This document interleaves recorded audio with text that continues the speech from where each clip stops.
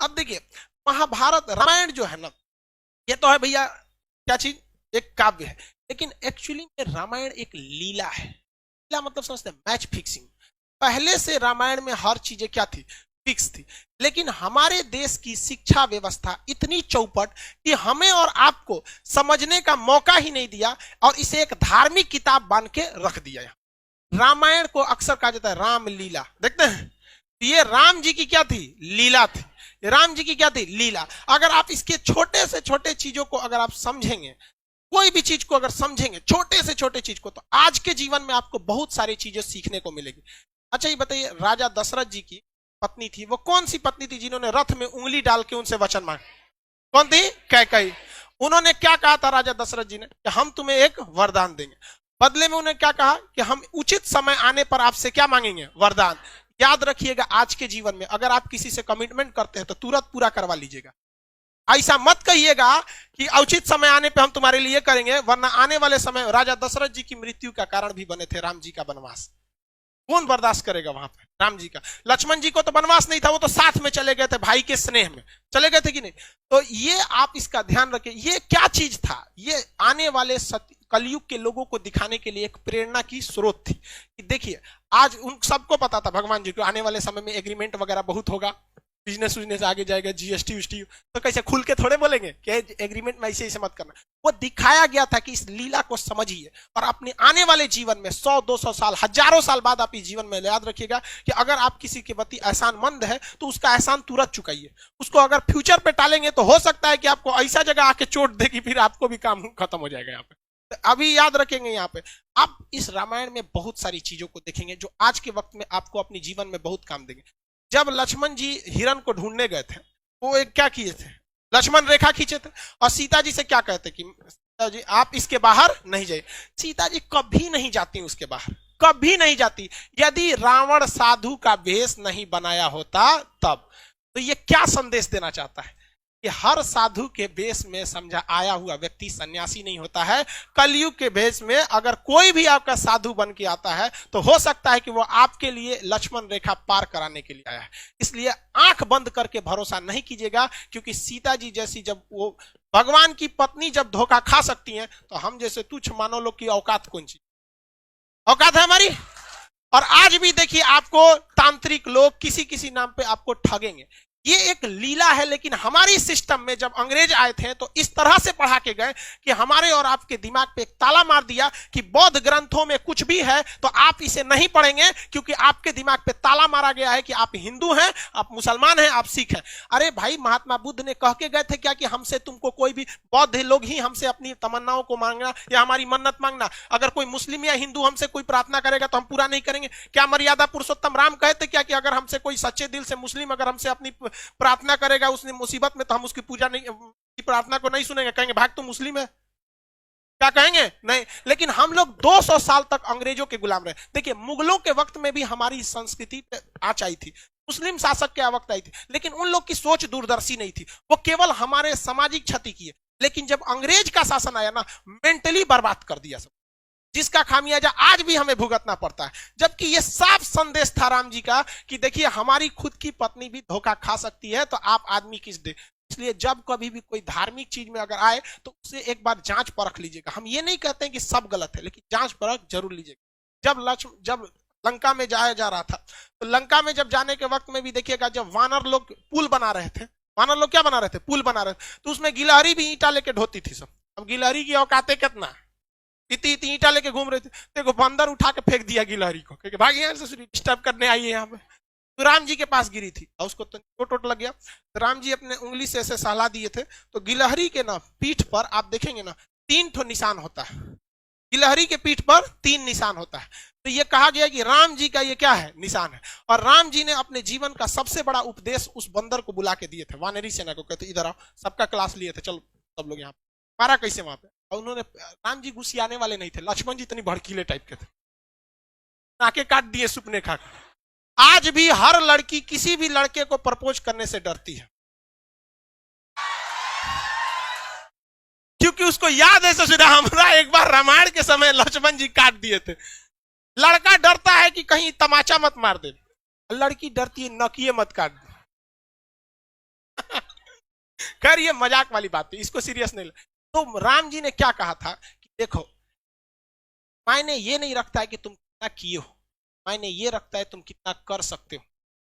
बंदर लोग जो है वानरी सेना, तुम्हारी क्षमता ज्यादा है, तुम बड़े बड़े पत्थर को उठा सकते हो, लेकिन गिलहरी ने उतना बड़ा पत्थर उठाया जितनी इसकी औकात थी।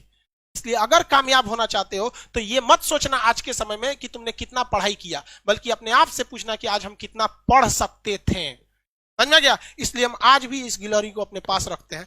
जिस दिन हमको थकान होने लगती है, हम इसको देखते हैं तो राम जी की बात याद आती लगती है कि ये मरा हुआ जिंदा इसमें रहेगा। हमको आज भी जब भी थकान होती है तो हम इसको देखते हैं, याद आती है कि जिंदगी में ये मत सोचना तुमने कितना किया, सोचना कि तुम कितना कर सकते थे। समझ में आया कि नहीं? आज हमारा 6 मिलियन हो गया, 6 मिलियन कल ही हो गया था, रात में हो गया था कल ही। आप हम सोचे बताएं आप। चलिए अब मेन टाइम पे आते हैं यहाँ पे। तो पहला आपने ये देख लिया, उसके बाद आपने देखा कि लक्ष्मण जी को क्या लग गया था, तीर लग गया था, और शक्ति बाण के नाम से वो तीर था, बहुत खतरनाक, उसमें मंत्र वगैरह था। पहले के समय में तीर खतरनाक नहीं थे, मंत्र खतरनाक थे, उसको कुछ पढ़ के मार देता था रावण वगैरह, मार यहाँ पे। तो आप जरा देखिए, राम जी के अपने भाई को जब तीर लगा था तो राम जी विष्णु भगवान के अवतार थे। एक बार राम जी उस तीर लगे हुए जगह पे हाथ रख देते तो क्या वो जख्म सही नहीं हो जाता? हो जाता कि नहीं? लेकिन राम जी तो भैया ठहरे भगवान, उन्हें पता था कि आने वाले कलयुग में बहुत सारे ऐसे तांत्रिक घूमने लगेंगे जो कहेंगे कि मर्यादा पुरुषोत्तम राम ने जो मंत्र पढ़ा था, मैं उसी मंत्र को पढ़ के आपके AK-47 का गोली लगा है साफ कर देंगे, पिछी काटा है साफ कर देंगे, सांप काटा है साफ कर देंगे। इसलिए राम जी अपने भाई को तड़पते हुए छोड़े और कहे हनुमान जी को कि जाइए आप हिमालय से संजीवनी बूटी लाइए, जो हनुमान जी को दिखाता है कि यदि समय रहते अगर आप मेडिकल सुविधा ला सकते। आज के समय में अगर आप देखेंगे, मजाक में सेंस में ना लेंगे तो आज के समय में वो एम्बुलेंस को दर्शाता है। आप इसे मजाक के सेंस में ना लेंगे तो आज के समय में एम्बुलेंस को दर्शाता है और मेडिकल दवाओं को दिखाता है कि अगर आपको कोई तकलीफ है तो आप तुरंत जाइए डॉक्टर के पास, देर मत कीजिए और दवाइयां लाइए। वरना राम जी को क्या, आपको क्या लगता था राम जी के पास शक्ति ना है? अरे भाई साहब, बड़का बड़का लीला करके यहाँ पे वहां जो दिखाता है। लेकिन आज के समय में हम लोग, क्योंकि भारत अंग्रेजों को पता था कि भारतीयों का शास्त्र में ऐसा चीज है कि अगर ये सचुरा पूरा अच्छा से जान जाएगा सब ना, तो हमारे इंग्लैंड को पीछे छोड़ के चल जाएगा।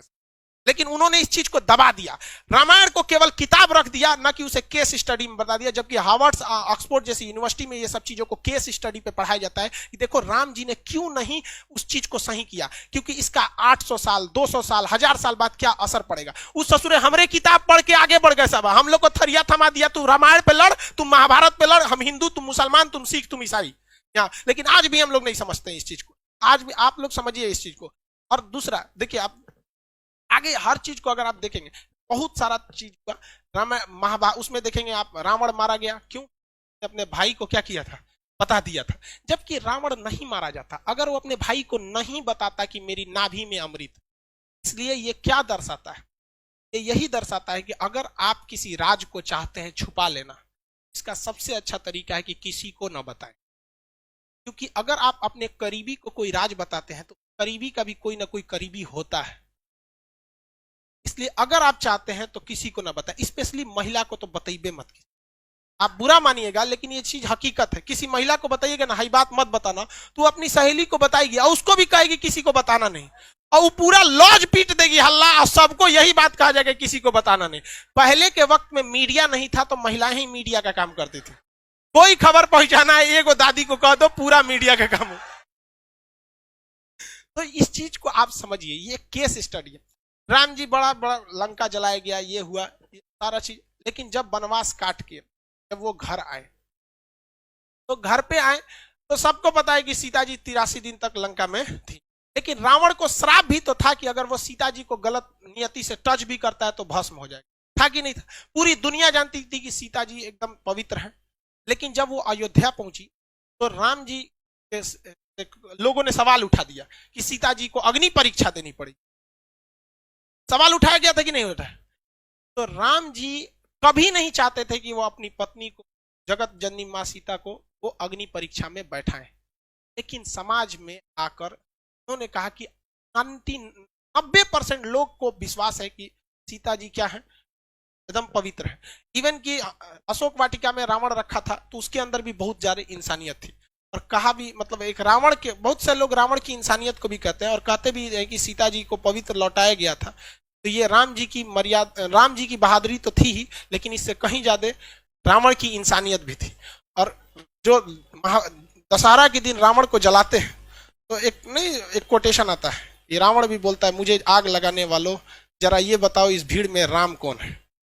लेकिन हम लोग दशहरे में उस रावण को जलाते हैं। हकीकत देखिएगा तो उससे नीच और आदमी आज हम लोग बन के बैठे। हम लोग से कहीं ज्यादा इंसानियत उस रावण में था उस वक्त में। लेकिन राम जी अयोध्या आए ना तो 90% लोगों को पता था, 90% लोग खुश थे कि आज हमारे मर्यादा पुरुषोत्तम राम आ गए। लेकिन उस समय भी लोगों की कमी नहीं थी, लोग की कमी उंगली उठाने की नहीं थी। लोगों ने भगवान पर उंगली उठा दिया और भगवान ने सोचा कि चलो ना हम अग्नि परीक्षा दे देंगे। जगत जननी मां सीता तो पवित्र ही है, अग्नि परीक्षा में क्या हो जाएगा, सफल तो हो ही जाएंगे। हुआ भी वही, मां सीता अग्नि परीक्षा में बैठी और कहा गया भैया अगर पवित्र रहेंगी तो आग नहीं जला पाएंगी और अब अपवित्र है तो आग जला देगी। क्या सीता जी को आग जला पाई थी? नहीं। लेकिन हुआ क्या उसके बाद, जब सीता जी आई तो रो दी। ये दुनिया से मतलब नहीं था, ये राम जी आपसे मतलब था। राम जी आपने ही जब हम पे कह दिया अग्नि परीक्षा के लिए तो ये दुनिया मेरे किसी काम के नहीं। वो धरती मां से जन्मी थी और धरती मां में समा गई, जो क्या दर्शाता है कि जीवन में आप कितने भी बढ़ जाइएगा लोग आप पे उंगलियां जरूर उठाएंगे। जब राम जी को नहीं छोड़ा लोगों ने उंगली उठाने में तो हमारी और आपकी क्या औकात है। और ये यही बताता है कि राम जी अगर उन 10% लोगों को डांट देते ना, चल भाग यहां से, तो मां सीता को अग्नि परीक्षा नहीं देनी होती। लव और कुश को छोड़कर मां सीता कभी नहीं जाती, बचपन में बेचारे रोते रह गए। इसलिए अगर 2 कौड़ी के लोगों को अगर खुश करने के चक्कर में रहेंगे तो आपका अपना जीवन बर्बाद हो जाएगा। राम जी का पूरा परिवार बर्बाद कर दिया इन 2 कौड़ी के लोगों ने यहां पर।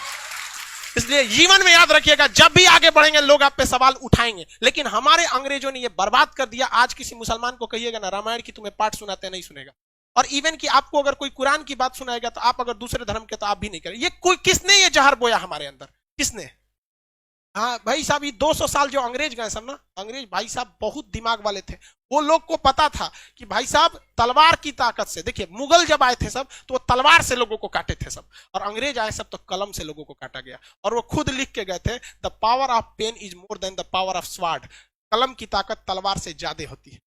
हमारा वैचारिक नपुंसक बना के चले गए सब अंग्रेज, हमारी शिक्षा व्यवस्था को बर्बाद कर दिया। और इससे लड़ने का काम किया था राजीव दीक्षित ने, और इसमें किसी न किसी की चाल थी जिन्होंने राजीव दीक्षित को आकस्मिक मृत्यु कर दिया, और जो हमारी वैचारिकता को एक ग्लोबल लेवल पर ले जा रहे थे।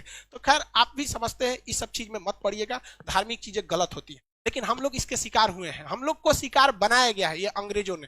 सज्जनों को समझ में नहीं आता, धीरे धीरे विकास होगा। लेकिन आप अगर समाज को देखेंगे ना तो समाज का एक ऐसा हिस्सा है जो अब इस सब चीजों से हट रहा है। उसे नहीं मतलब है कि धार्मिक चीजें क्या है, हिंदू सिख ईसाई क्या है, वो अब इंटेलेक्चुअल पे जा रहा है। लेकिन समाज का एक हिस्सा ऐसा भी है जो ससुरा इसमें और ज्यादा क्या होते जा रहा है, बनते जा रहा है। अगर आप पढ़े लिखे हैं आप इस चीज को समझिएगा।